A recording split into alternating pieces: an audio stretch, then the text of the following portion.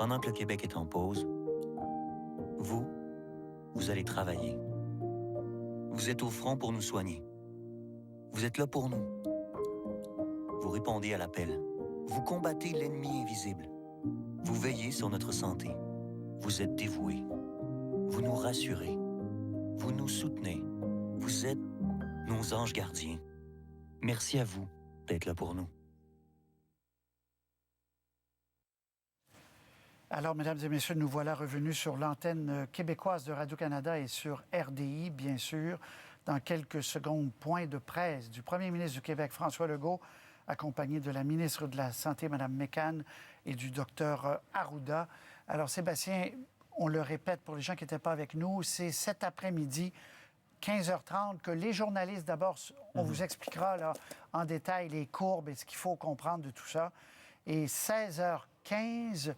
Est-ce que c'est le docteur Massé qui va tenir le point de presse, c'est-à-dire le mentor ou le prédécesseur du docteur Arruda, qu'on a aimé dimanche aussi, qui était très clair, qui va venir parler, n'est-ce pas? Oui, c'est ça qui est prévu au moment où on se parle. Donc, M. Massé qui a été réengagé pour devenir l'adjoint d'Horacio Arruda pour gérer cette crise-là. C'est lui qui va donner le point de presse à 16h15 pour expliquer ces fameux scénarios que le gouvernement, que la santé publique donne un peu à regret, c'est-à-dire qu'ils y vont un peu sur le frein et à reculons, mais que M. Legault, le premier ministre, tenait absolument à diffuser au Québec. On est allé chercher tous les cerveaux qu'on pouvait, et il y en a une grande équipe à la santé publique du Québec. M. Legault le soulignait, mais M. Arruda aussi. Plus tôt cette semaine, il y a beaucoup de gens, des grands spécialistes. C'est un peu comme les films.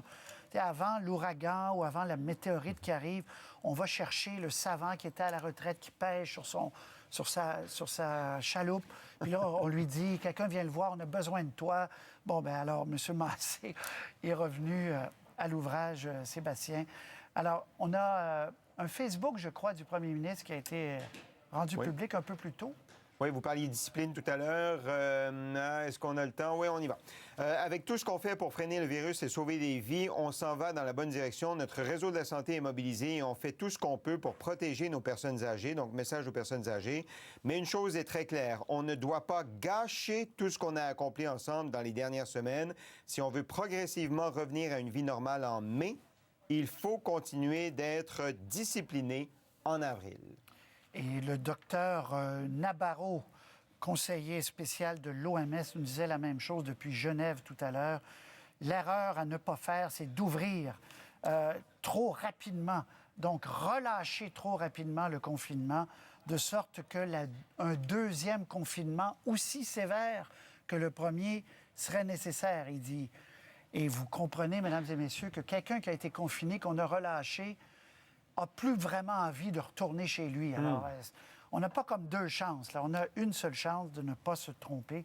Alors, prenons peut-être quelques jours de plus. On va laisser la parole au premier ministre. Mesdames et messieurs, on se retrouve avec Sébastien et toute l'équipe. Comme à l'habitude, accompagné de la ministre de la Santé et des Services sociaux, Mme Danielle McCann, et du directeur national de santé publique, Dr Horacio Arruda. Monsieur Legault, à vous la parole.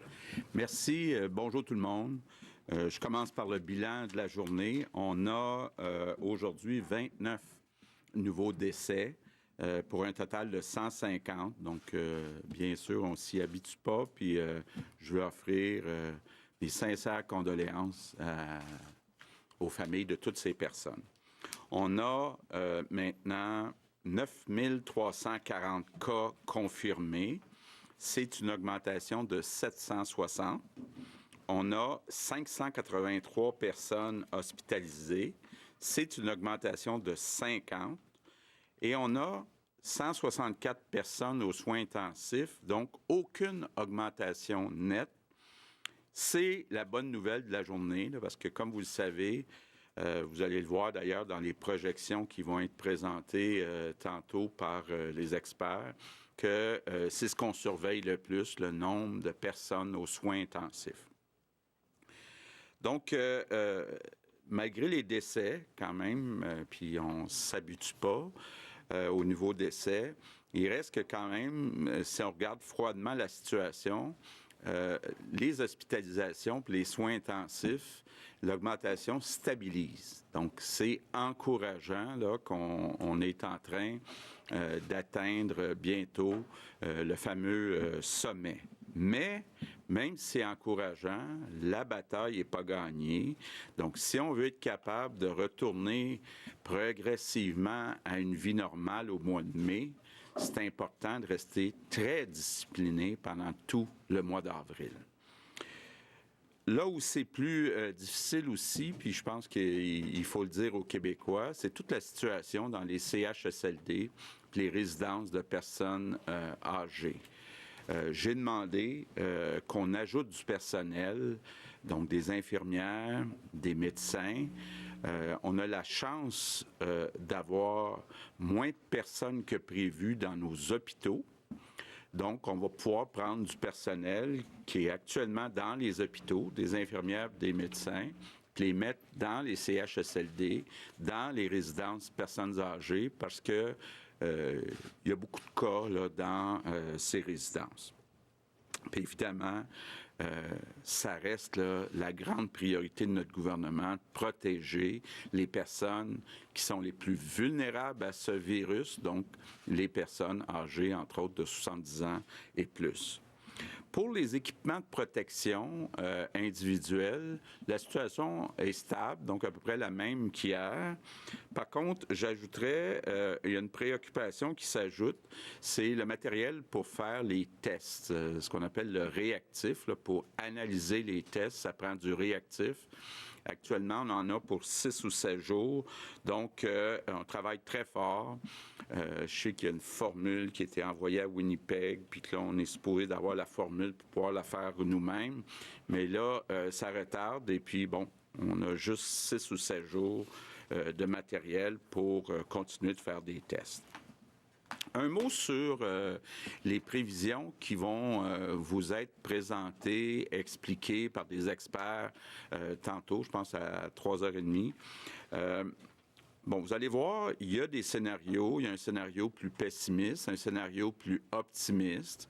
Moi, je voudrais pas alarmer les personnes avec le scénario pessimiste. Là. Vous allez voir, évidemment, quand on regarde le nombre de décès prévus, ça peut être inquiétant. Évidemment, les scénarios ont été faits à partir de l'expérience qui a été vécue dans les dernières semaines dans les pays en Europe, parce que le coronavirus a commencé à se propager quelques semaines avant dans certains pays en Europe. Donc, on se fie sur ces projections-là pour faire des projections au Québec. Donc, évidemment, il y a des pays où c'était très dur, par exemple l'Espagne, l'Italie. Donc, c'est sûr, quand on utilise ces scénarios-là pour faire des projections au Québec, ça peut donner des scénarios où il y a beaucoup de décès. Mais il reste que jusqu'à présent, on est beaucoup plus proche des scénarios où les pays ont été les meilleurs. Donc, on a actuellement, puis là, bon, on est dans la bonne direction, on a beaucoup moins de morts que la moyenne en Europe, toute proportion gardée. Mais il ne faut pas relâcher nos efforts. Il ne faudrait pas que tous les efforts qu'on a faits depuis quelques semaines soient gâchés en changeant ça pour le reste du mois d'avril. Donc, important de respecter les consignes, important aussi de ne pas avoir de rassemblement. Puis là, je vais m'adresser à tous les Québécois on sait tous là, qu'il y a Pâques en fin de semaine. Ça fait partie des traditions au Québec d'aller à l'église, de recevoir sa famille, dans la communauté juive, d'aller à la synagogue. C'est très important qu'il n'y ait pas de rassemblement physique. Donc, c'est pas le temps de préparer des parties de famille en fin de semaine prochaine, là. Vous pouvez le faire par vidéo, par téléphone, mais pas physiquement, là. C'est important cette année. Puis, moi, je compte sur les leaders de toutes les communautés, entre autres religieuses, là, pour passer le message. Il ne doit pas y avoir de rassemblement physique pour aucune fête religieuse. Donc, ça, c'est important que ça soit suivi. Je voudrais maintenant vous parler un peu, parce qu'il semble y avoir une petite controverse, là, qui n'en est pas une, sur le port des masques par les citoyens. Bon. comme l'a expliqué le docteur Arruda, oui, ça peut aider d'ajouter un masque pour les citoyens pour éviter de propager le virus. D'abord, il y a 3 choses importantes qu'il faut bien comprendre puis bien retenir. D'abord, quand on porte un masque, c'est pas pour se protéger, c'est pour protéger les autres. Deuxièmement, quand on voit que les stocks de masques sont serrés dans les hôpitaux, bien, il n'est pas question là, qu'on prenne des masques N95 ou des masques pour les chirurgies, là, pour les citoyens. Il faut laisser ces masques-là pour le personnel de la santé. Donc, on peut se fabriquer d'autres sortes de masques, et puis il y a peut-être des gens qui vont en proposer, mais les masques qui sont utilisés dans les hôpitaux, il faut les laisser dans les hôpitaux. Puis, ce qui est peut-être le plus important, puisque le docteur Arruda répète continuellement, c'est qu'il ne faut surtout pas remplacer les autres consignes par le masque. Ça s'ajoute aux autres consignes. C'est pas mal plus efficace de rester loin des autres personnes si on ne veut pas les contaminer que de se mettre un masque, là. Donc, c'est important de continuer à respecter les consignes.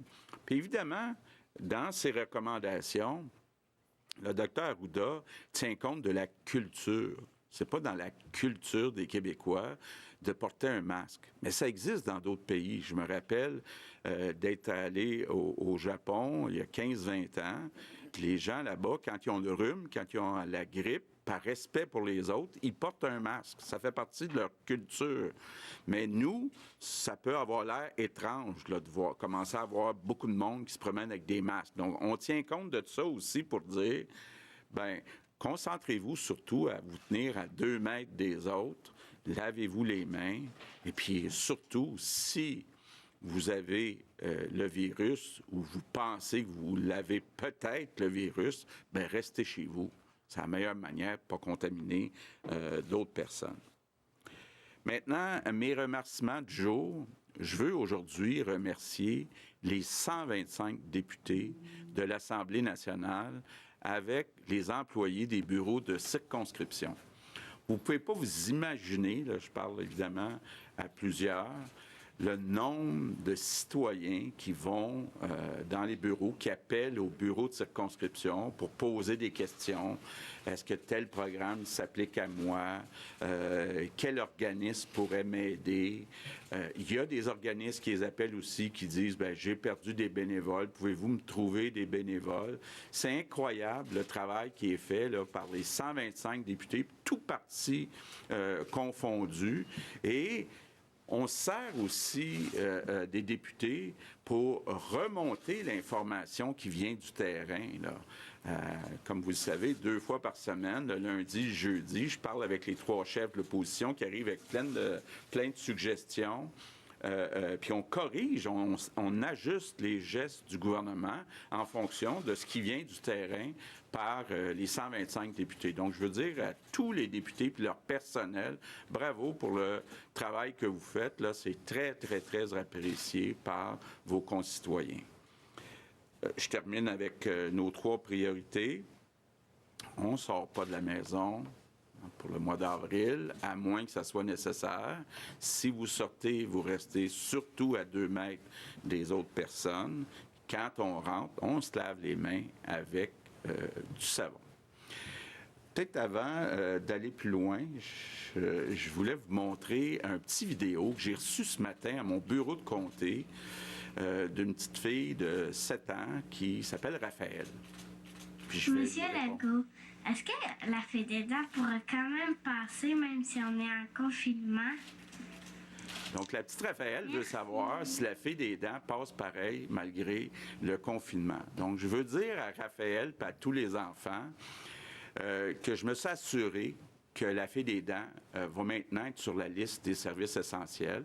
Donc, ça va se poursuivre. Puis, je veux rassurer aussi tous les parents, la fée des dents est immunisée contre le coronavirus. Donc, il n'y a pas de danger. La fée des dents va continuer à faire son travail, Raphaël. Donc, merci pour ta question. Alors, tout le monde étant rassuré, voulez-vous y aller avec quelques mots en anglais? Oui. Good afternoon. Bonjour. Notre objectif ultime, c'est de limiter le nombre de décès, donc de sauver des vies. Nos statistiques de soins intensifs nous montrent que nous nous dirigeons dans la bonne voie. Nous progressons dans notre combat contre ce virus. Et les projections que nos experts m'ont révélées un peu plus tard cet après-midi vont le montrer. En même temps, j'aimerais être bien compris. Cela ne veut en rien dire que nous pouvons relâcher sur l'effort. Nous ne pouvons gâcher tout ce que nous avons accompli ensemble depuis quelques semaines. Il ne faut pas avoir de rassemblement, et cela inclut pour les célébrations religieuses, telles que Pâques. Il est plus important que jamais de maintenir nos 3 priorités en tête. Ne sortez pas à moins que ce soit nécessaire. Si vous sortez, maintenez vos 2 mètres de distance et quand vous rentrez à la maison, lavez-vous les mains. Et pour les enfants qui demandent, je peux confirmer que la fée des dents est maintenant sur la liste des services essentiels et elle a été immunisée contre le coronavirus. Merci. Premier ministre, alors pour la période des questions en français, nous allons débuter aujourd'hui avec Marie-Michel Sioui du journal Le Devoir. Bonjour à vous 3. Dimanche, M. Massé a déclaré que 60% des décès totaux avaient eu lieu soit en CHSLD, soit en résidence privée pour aînés. Vous avez encore une fois envoyé un message à ce sujet-là, M. Legault. Qu'est-ce qui explique qu'on n'ait pas réussi à protéger les personnes qui vivent dans ces ressources-là? Où est là, je vais mettre des gros guillemets, là, mais la faille? Est-ce que le virus est rentré avec le personnel en raison de résidents qui ne respectaient pas les consignes, en raison de propriétaires qui ne les prenaient pas au sérieux? Où est-ce qu'on a fait des erreurs?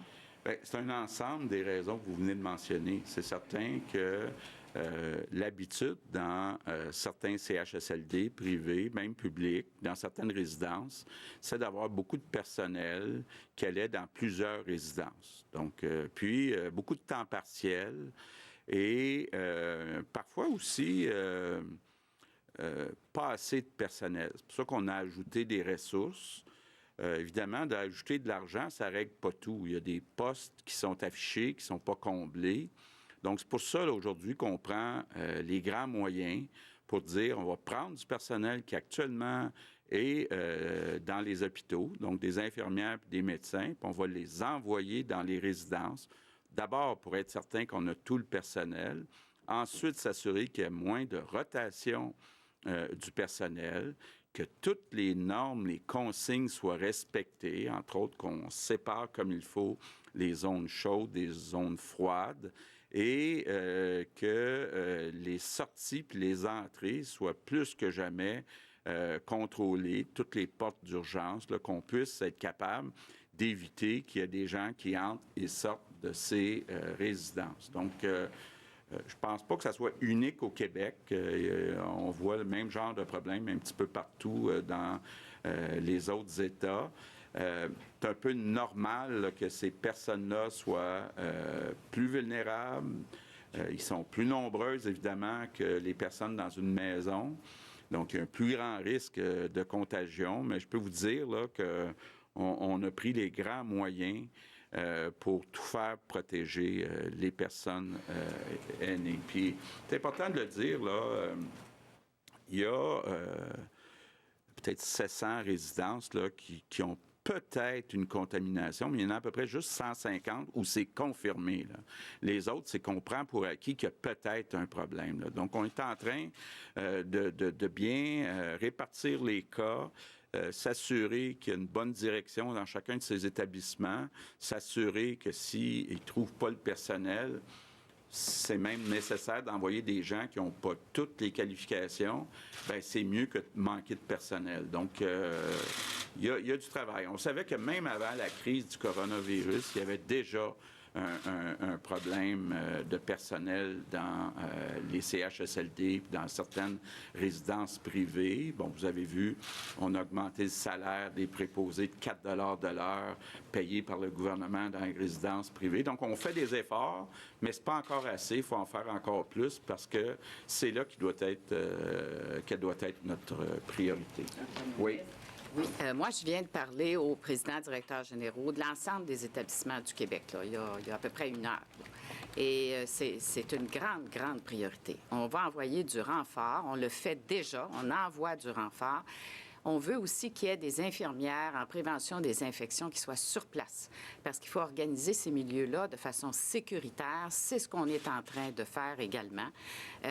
Donc, ce que je peux vous dire, c'est que tout le monde est à pied d'œuvre à partir de maintenant. Là, c'est déjà commencé pour continuer là, de renforcer toutes nos interventions dans ces milieux-là et de les organiser de façon sécuritaire. Puis je lance l'appel.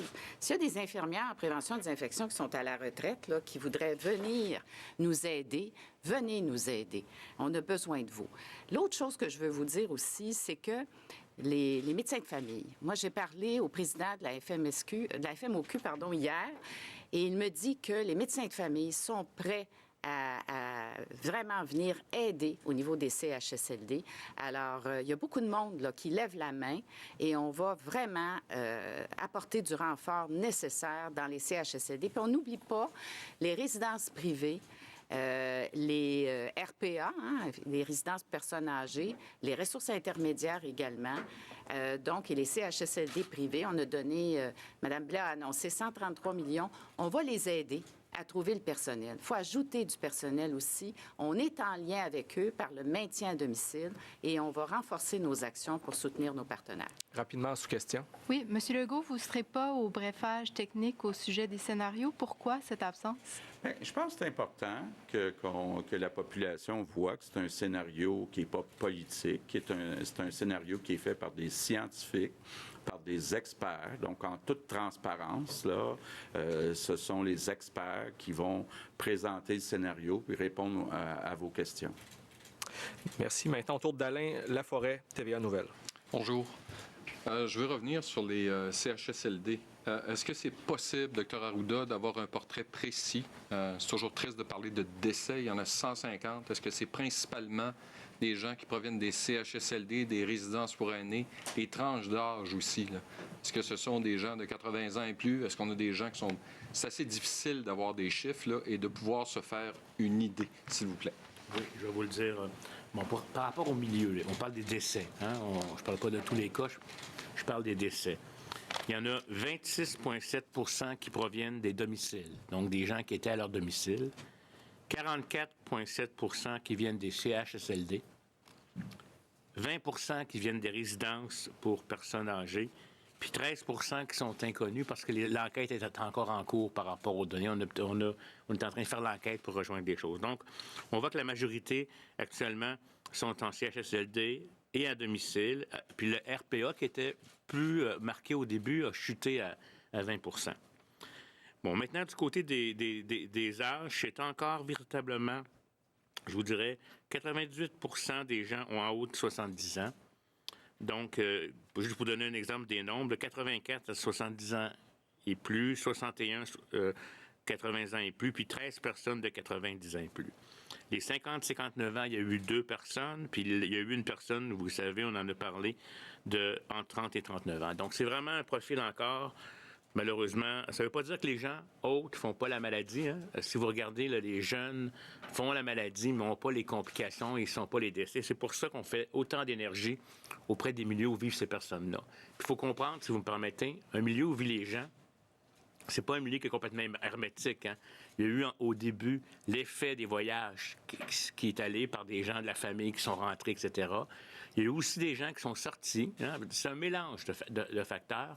Puis c'est assez rare que c'est complètement hermétique. À chaque saison, on a de la grippe dans les centres d'accueil parce qu'il y a un mouvement, c'est pas fermé sur la communauté. Puis à chaque saison, il y a des gastros aussi. Hein? Vous voyez, là, quelque part. Mais là, c'est pour ça qu'on est très, très restrictif maintenant pour justement éviter ça. Et puis la réorganisation, je vous dirais, du personnel pour éviter que d'un centre, ça aille à un autre, parce que ça arrivait même dans des gastros à chaque année, ça va être repris en compte actuellement. On sent actuellement là, que le problème, c'est vraiment les résidences personnes âgées, les CHSLD. À Laval, il y a 105 résidents là, qui sont testés positifs, qui ont des problèmes dans une résidence. Il y a eu plusieurs décès dans une même résidence. Est-ce qu'on a sous-estimé l'entrée du virus dans ces résidences-là et qu'on n'a pas agi assez rapidement il y a 2 semaines? Écoutez, est-ce qu'on a sous-estimé? On a toujours dit qu'on avait des préoccupations pour ces clientèles-là. Les protocoles, ils sont en place. Le problème, je pense, qui est un facteur qui est important, puis je veux dire, très honnêtement, on va le regarder aussi en prospective, là, regarder chacun des éléments, puis chacune des histoires. Le fait que certaines personnes soient asymptomatiques ou très peu symptomatiques a fait que certains travailleurs de la santé qui avaient peut-être été infectés ont pu rentrer, ou quelqu'un de la famille. Fait que ça, je pense que c'est un facteur qui est très important. C'est puis vous savez, cette notion-là d'asymptomatique ou asymptomatique, là, c'est quand même relativement récent. On ne parlait pas nécessairement de ça au début février. Il y a toujours une possibilité. Puis on ne sait pas jusqu'à quel point non plus elle est le drive, qu'on appelle le générateur de cas maximal, parce qu'on pense que quand tu es symptomatique, tu as plus de virus, tu en contamines plus. Mais c'est vraiment cette histoire-là de gens asymptomatiques ou peu symptomatiques. Puis il y a pu avoir aussi, puis là, c'est des hypothèses, là, des travailleurs de la santé qui pensaient que c'était comme un petit rhume, puis que ça allait passer, puis pour pas manquer de travail, pour offrir leur service, compte tenu qu'il n'y a pas tant de personnel que ça, ils sont allés. Mais ça, je pense qu'il faut voir regarder. Mais ce qu'il faut comprendre, c'est que ce phénomène-là, il n'est pas seulement unique au Québec, il est partout. Bon, les protocoles sont là, les orientations ont été données. Bon, jusqu'à quel point sur le terrain on est capable de les appliquer, ça, c'est un autre enjeu. Puis c'est vrai, notamment dans les résidences pour personnes. Il n'y a pas des infirmières dans toutes les résidences pour personnes âgées. Il n'y a pas toujours d'infirmières en prévention et contrôle des infections. Puis qu'est-ce que vous voulez quand ça rentre dans ces milieux-là, compte tenu de la haute susceptibilité, puis des types de soins qu'on donne aux gens, de la proximité, bien, ça s'installe. C'est comme une épidémie de gastro aussi, là, vous savez, il y en a chaque année, là, puis de la grippe aussi, malheureusement. Fait que je pense que votre question, elle est pertinente. On va la regarder pour mieux voir. Et je pense que comme à chaque fois, je veux dire, peut-être qu'on va changer notre façon de passer les résidences pour personnes âgées dans l'avenir. Peut-être qu'on va changer le ratio de professionnels versus individus. Ça va être à voir. Merci. Moi, je vous dirais, M. Laforêt, là, que j'ai pas l'impression qu'on a sous-estimé la situation dans les résidences personnes âgées, les CHSLD. Dès les premières rencontres, on s'est tout de suite dit que c'était là la priorité. On était parmi les premiers à interdire les visites. On a été parmi les premiers à ajouter des ressources. Puis il faut comprendre que les personnes qui sont dans les CHSLD sont déjà malades, donc sont plus vulnérables que d'autres personnes du même âge qui sont à la maison. Donc, il faut comprendre ça aussi, qu'on s'attendait à avoir quand même relativement beaucoup de décès dans ces résidences-là. Là où on a plutôt surestimé le problème, c'est dans les hôpitaux. Actuellement, on a beaucoup moins de gens hospitalisés dans les soins intensifs qu'on pensait. Donc, on prend ce personnel-là et on l'envoie dans les résidences de personnes âgées. Je pense qu'on fait les bons gestes au bon moment. Moi, j'ajouterais, M. le Premier ministre, que j'ai l'occasion de parler avec mes collègues d'à travers le Canada, les autres ministres de la Santé des provinces, et c'est le même phénomène partout.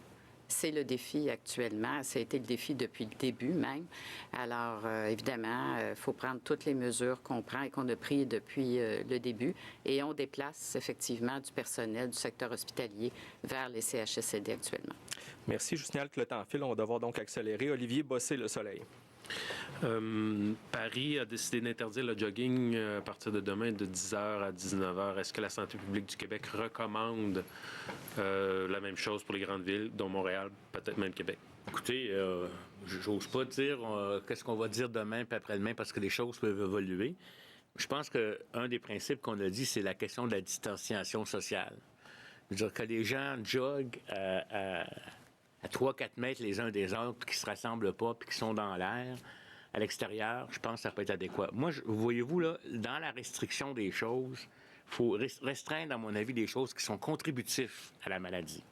Restreindre des rassemblements, c'est pas le temps à Pâques de faire un jambon aux ananas, puis d'inviter sa belle-sœur, son beau-frère, même si on pense qu'ils sont fiables, c'est pas le temps de faire ces éléments-là.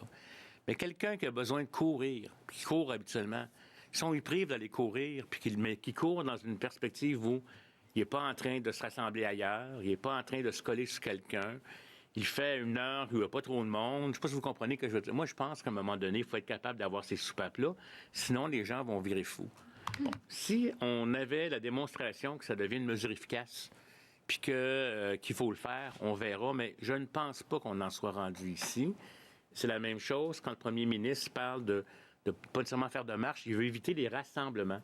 Mais si quelqu'un marche avec sa conjointe, avec qui ils vivent dans la même maison, et puis qu'ils marchent, mais il faut garder cette distance sociale. Là, j'ai même vu dans une vidéo, je ne sais pas si vous avez vu ça à la télévision, là, quelqu'un qui avait autour de lui qui courait comme jogging, puis il avait mis 2 mètres de fil de chaque côté avec une suspension. Là. Puis là, quand il court, il n'y a personne qui peut s'approcher de 2 mètres.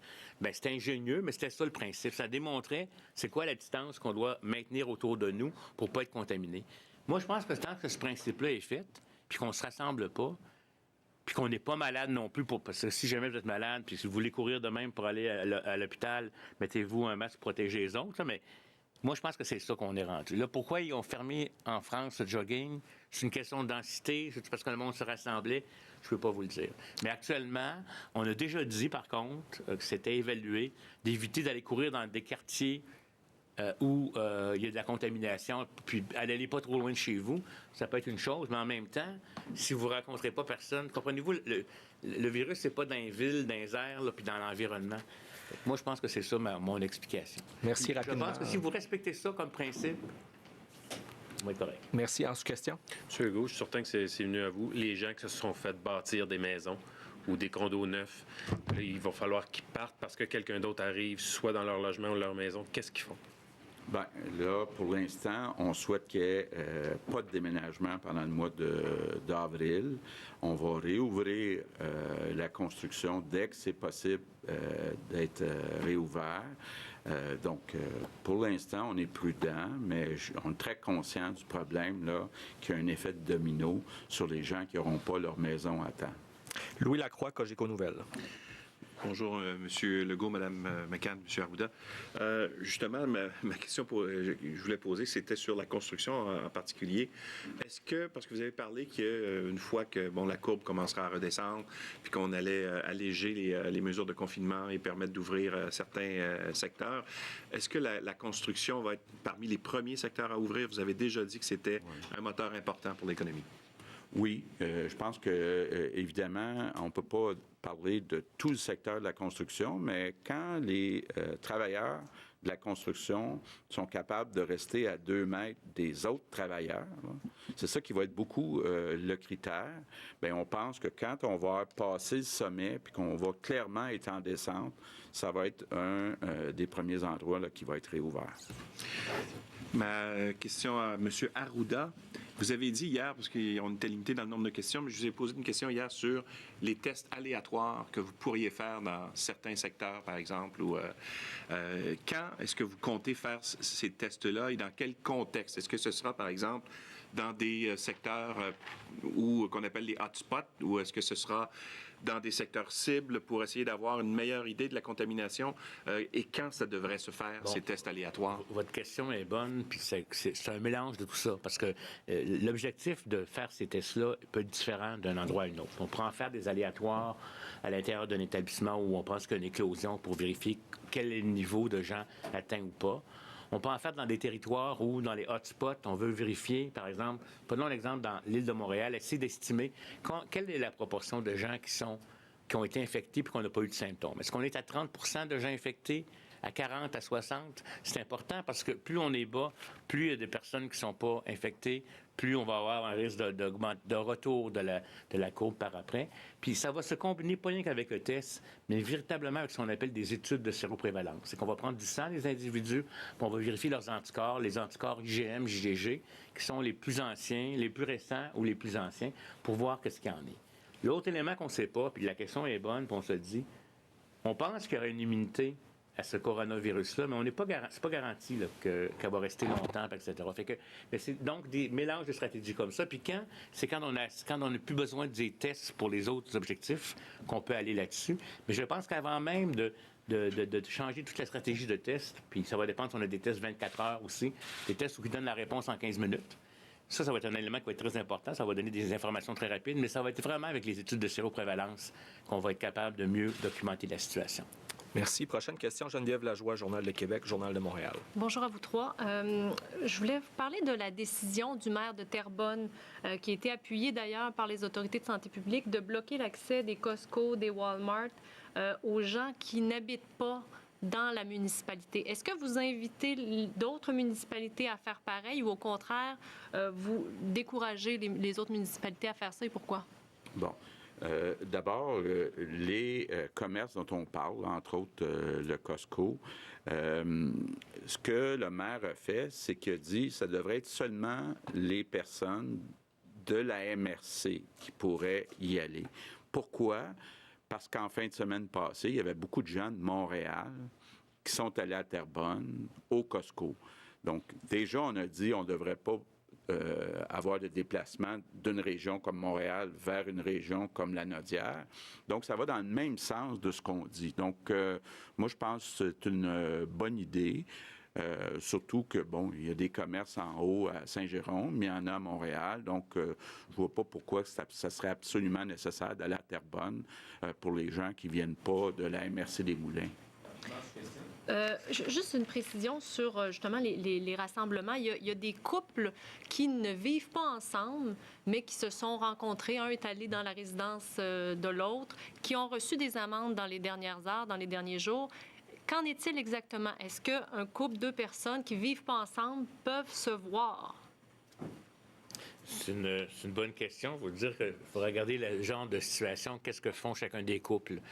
Comme, je ne sais pas si vous comprenez, là, on rentre dans une... Puis là, la question de la contravention, je n'ai pas le contexte, il faudrait que je le voie, mais le principe, c'est qu'on dit, puis tu sais, j'aurais goût de dire, bien, restez dans la même maison, vous allez être un couple comme tel, ce serait facile, mais il y a toutes sortes de conditions qui peuvent faire que les gens ne sont pas là.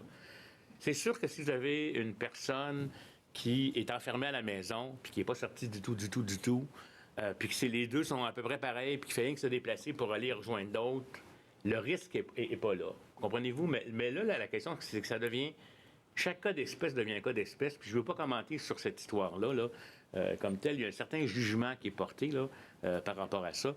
Mais c'est sûr que si un couple... Tu sais, quelqu'un est dans une zone chaude, OK? Mettons, là, en plein quartier chaud de Montréal, et l'autre est à Sainte-Thérèse dans une zone pas chaude. J'ai dit ça parce que c'est dans mon coin. Bien, je veux dire... Là, le principe de tu ne vas pas chez l'autre parce que tu es dans une région chaude, comprenez-vous? Et c'est là que ça devient très, très difficile parce que ça dépend du travail. Est-ce que c'est un travailleur essentiel qui est allé à l'extérieur? Il y a plein de considérations. Puis moi, je n'ai pas vu la liste de ces contraventions-là. J'ai vu que ça a été rapporté dans les médias. Il faudrait que je le voie comme tel. Mais vous comprenez le principe? Dans le fond, parce que c'est pas tant la contravention qui est intéressante. C'est pas ça du tout. C'est qu'on comprenne qu'on ne s'expose pas l'un à l'autre. Merci. Donc, Patrick... oui, M. Legault. S'en tenir à un ou une conjointe.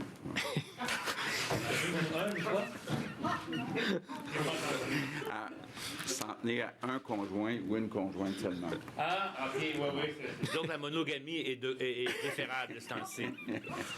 Bonjour. Alors, sur ça, Patrice Bergeron, la presse canadienne. Bonjour à vous.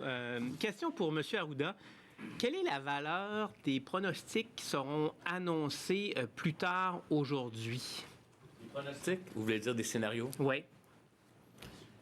Écoutez, je vous l'ai dit, on a essayé, en tout cas, si vous me permettez, le temps qui a été pris par nos experts était justement pour être capable d'avoir le maximum d'informations sur la réalité qui s'est passée au Québec, pour être capable de comparer ailleurs. Ça a les limites qui vous sont exposées par ces experts-là par rapport à leur scénario. Plus on projette loin, plus parce que vous savez, là, la courbe, là, cette semaine, elle va être décisive. Là. Je ne veux pas faire la présentation à leur place, si vous me permettez. Je veux juste vous dire que les courbes qu'on a vues, comment le Québec se comporte, c'est encourageant. Ça, c'est une des premières choses. Même si on va vous présenter des scénarios pessimistes, comme je l'ai dit, le PM, là, des chiffres que vous pourriez voir, je ne pense pas qu'on va se rendre là. OK? À moins, si on continue. Là, si tout le monde se relâche après avoir vu les courbes puis qu'on se remet à remonter, on pourrait avoir une augmentation en pente, puis tout le travail qu'on va avoir fait, on va l'avoir décalé seulement. Fait que ça va vous être expliqué comme tel. Puis, ce qui va être le plus intéressant, je pense, c'est de voir, à fur et à mesure, là, dans les prochaines semaines, une semaine après une semaine, la progression. C'est ça qui va être intéressant. Parce que, je vais vous dire, moi, ce qui m'intéresse, c'est, je pense, si les courbes m'ont aidé à me rassurer, c'est que grâce au travail intense des Québécois, grâce à la compliance aux mesures qu'on a mises en place, de distanciation sociale, etc., je pense on s'est donné beaucoup de chance.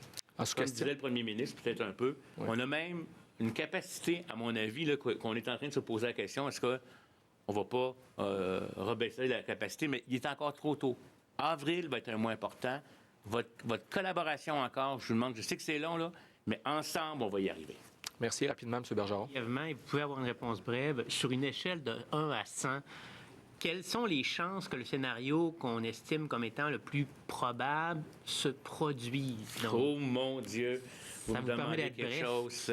Si j'ai le bon chiffre, je voudrais acheter des billets de 6,49. 75 %. OK? Je dis ça, là, puis Monsieur le Premier ministre, peut-être que non, mais j'allais dire que, si j'ai bien vu, on a un scénario optimiste et un scénario pessimiste. Oui. Donc, il n'y a pas de scénario probable. Je ne veux pas vous décevoir. Là. Mais ce que je veux dire, c'est que par rapport à ce qu'on observe jusqu'à maintenant, je ne sais pas si vous comprenez ce que je veux dire, on est plus proche de l'optimisme que du pessimisme. Et là, je me regarde, mais tout ça, là, puis je vais vous le dire, si je me suis trompé, je vais dire que c'est votre faute parce que vous n'avez pas appliqué les mesures nécessaires. C'est noté. Fanny Lévesque, La Presse. Oui, bonjour. Pour les tests au sujet de l'inventaire de réactifs, est-ce qu'on s'attend à ce qu'on rationalise un peu le nombre de tests dans les jours qui suivent? Et est-ce que c'est envisagé de tester plus régulièrement les employés en CHSLD, par exemple? Bon, d'abord, l'ordre pour tester les gens a été modifié par le Dr Arruda. Puis oui, il est prévu qu'il y a priorité pour ceux qui travaillent dans le réseau de la santé. Maintenant, j'espère ne pas être obligé de réduire le nombre de tests. Donc, c'est pour ça que nos acheteurs, là, ceux qui s'occupent des approvisionnements, travaillent très fort. On sait déjà que la formule pour faire le mélange du réactif a été donnée à Winnipeg, je me souviens bien. Donc, j'espère là, qu'on va être capable d'avoir la fameuse recette dans les prochains jours et puis de pouvoir fabriquer nous-mêmes le réactif. Là. Puis, j'ai confiance. Là. Une précision sur les effectifs qui vont être transférés en CHSLD et en résidence pour personnes âgées. Est-ce que vous avez une proportion, à peu près quel nombre de gens pourraient être déplacés du réseau au CHSLD? Et j'aimerais connaître aussi la directive. Qu'est-ce qui se passe quand une personne est malade en CHSLD? Est-ce que ces gens-là peuvent être transférés aux soins intensifs? Est-ce qu'ils le sont? Oui, à votre deuxième question, absolument. C'est sûr qu'une personne qui est en CHSLD puis qui requiert des soins, si ça peut être donné en CHSLD, on va lui donner en CHSLD. Vous savez ce que c'est? Déplacer une personne âgée, c'est pas l'idéal, surtout quand c'est pas requis. Alors, c'est ce qu'on fait actuellement. Mais si la personne, son état se détériore et qu'elle a besoin d'hospitalisation ou de soins intensifs, elle va être transférée. On en a eu d'ailleurs plusieurs qui ont été transférés en milieu hospitalier puis en soins intensifs. Alors, tous les soins sont donnés de la façon requise. Votre première question? Sur la proportion d'effectifs. Oui. Alors, là-dessus, moi, j'ai demandé un rapport là-dessus quotidien.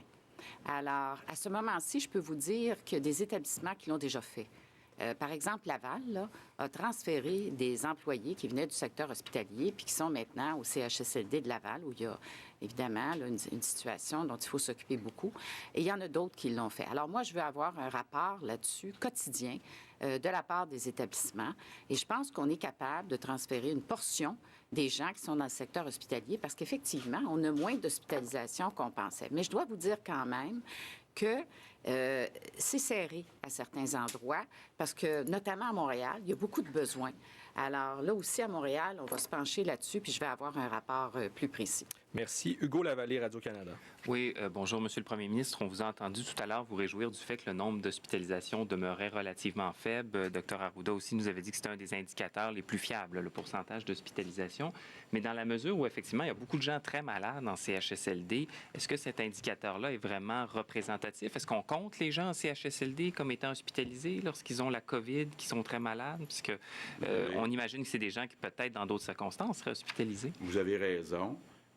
qu'il faut quand même être prudent quand on regarde seulement les hospitalisations, parce qu'il y a des cas, parfois en CHSLD, où quand c'est nécessaire d'être transféré à l'hôpital, c'est fait, mais parfois, c'est pas nécessaire, puis c'est pas fait. Donc, effectivement, les hospitalisations, le chiffre est peut-être un petit peu faussé parce qu'on n'inclut pas les gens qui sont très malades dans les CHSLD.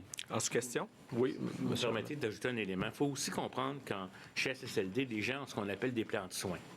Hein? Je veux dire, ma femme pratique en CHSLD, là. C'est-à-dire que les gens, tout dépendamment de l'état de la personne, par exemple, vont décider est-ce qu'ils veulent un transfert à l'hôpital, est-ce qu'ils veulent avoir des soins intensifs, est-ce qu'ils veulent être intubés. Et ça, c'est dans le plan de soins. Indépendamment du coronavirus, il y a des gens qui ont déjà exprimé à leur médecin qu'ils ne veulent pas être transférés en milieu hospitalier, qui veulent des soins de confort, etc.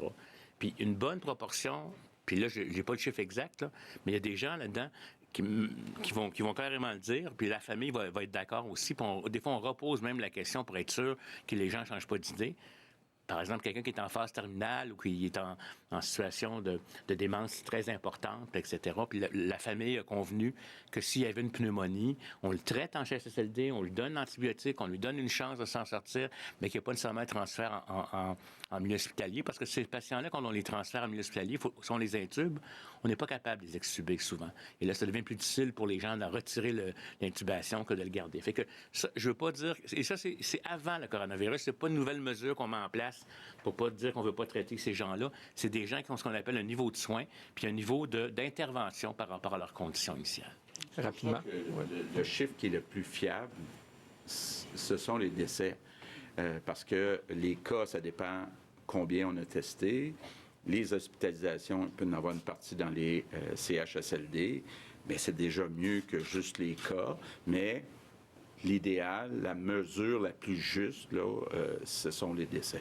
Monsieur Lavallée. Puis justement, donc sur le même thème, celui de la fiabilité des chiffres, ça fait 2 jours de suite là, qu'on constate que le nombre total de cas, l'augmentation est inférieure à 10 %. Mais est-ce que c'est significatif dans la mesure où effectivement, il y a beaucoup de gens qui disent qu'on devrait tester tous les gens en CHSLD, tous les employés du système de la santé. Visiblement, là, on est au bord d'une rupture de tests, donc on n'a pas les moyens pour faire ça.